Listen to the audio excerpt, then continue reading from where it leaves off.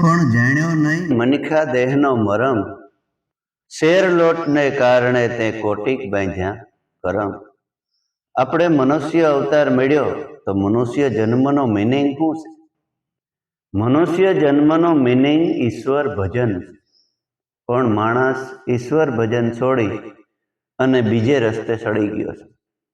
મનુષ્ય જન્મના મિનિંગને જાણવા માટે કોઈ બ્રહ્મનિષ્ઠ અને સૌંદર્ય સદગુરુને શરણે જઈ સતનામનો અજંપા ધ્યાનનો મહામંત્ર લઈ અને શ્વાસે શ્વાસે જો સ્મરણ કરે તો એ મનુષ્ય જન્મનો મોટામાં મોટો મિનિંગ છે.